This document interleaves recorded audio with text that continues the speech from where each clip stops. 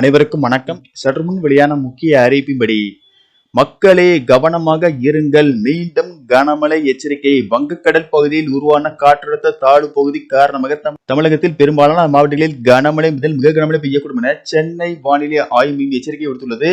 இதில் குறிப்பாக எந்தெந்த மாவட்டங்களில் கனமழை பெய்யக்கூடும் என்பதை பற்றியும் மேலும் சில கூடுதல் தகவலை நம்ம வீடியோல பார்க்கிறோம். வீடியோவை ஸ்கிப் பண்ணாம பாருங்க. வீடியோக்குள்ள போறதுக்கு முன்னாடி இந்த வீடியோக்கு ஒரு லைக் பட்டனை பிரஸ் பண்ணிக்கோங்க. இப்பதான் நம்ம சேனலுக்கு முதல் முறையா வரீங்கன்னா சப்ஸ்கிரைப் பட்டனை பிரஸ் பண்ணிக்கோங்க. கூடவே பெல் ஐக்கான் பட்டனை பிரஸ் பண்ணிக்கோங்க. வாங்க வீடியோக்குள்ள போகலாம்.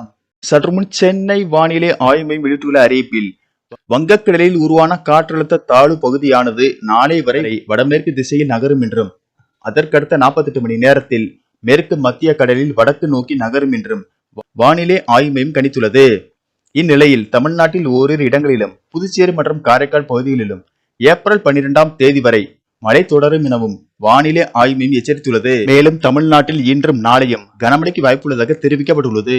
அதன்படி இன்று தென் தமிழகத்தில் ஒரு சில இடங்களிலும் வட தமிழகத்தில் ஓரிரு இடங்களிலும் புதுச்சேரி மற்றும் காரைக்கால் பகுதிகளிலும் இடி மின்னல் மற்றும் பலத்த காற்றுடன் கூடிய லேசானது முதல் மிதமான மழை பெய்யக்கூடும் என்றும் ராமநாதபுரம் மற்றும் புதுக்கோட்டை மாவட்டங்களில் ஓரிரு இடங்களில் கனமழை பெய்ய வாய்ப்புள்ளது. நாளை புதுக்கோட்டை, தஞ்சாவூர், திருவாரூர், நாகப்பட்டினம் மற்றும் மயிலாடுதுறை மாவட்டங்களில் ஓரிரு இடங்களிலும் காரைக்கால் பகுதிகளிலும் கனமழை பெய்ய வாய்ப்புள்ளது. தமிழகத்தில் அதிகபட்ச வெப்பநிலை இன்று முதல் 10ஆம் தேதி வரை ஓரிரு இடங்களில் 2 முதல் 3 டிகிரி செல்சியஸ் இயல்பை விட அதிகமாக இருக்கக்கூடும். சென்னை மற்றும் புறநகர் பகுதிகளை பொறுத்தவரை வானம் ஓரளவு மேகமூட்டத்துடன் காணப்படும் என்றும் ஒரு சில பகுதிகளில் லேசான மழை பெய்ய வாய்ப்புள்ளது.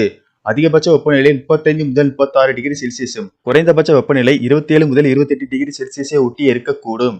மீனவர்களுக்கான எச்சரிக்கையின்படி தென் தமிழக கடலோர பகுதிகள், குமரிக்கடல் பகுதிகள், மன்னார் வளைகுடா, அந்தமான் கடல் பகுதிகள், தென்கிழக்கு வங்கக்கடல் பகுதிகளில் சூறாவளி காற்று மணிக்கு 55 கிலோமீட்டர் வேகத்தில் வீசக்கூடும் என்பதால் மீனவர்கள் கடலுக்குள் மீன்பிடிக்க செல்ல வேண்டாம் என்று அறிவுறுத்தப்படுகிறார்கள். நன்றி, வணக்கம்.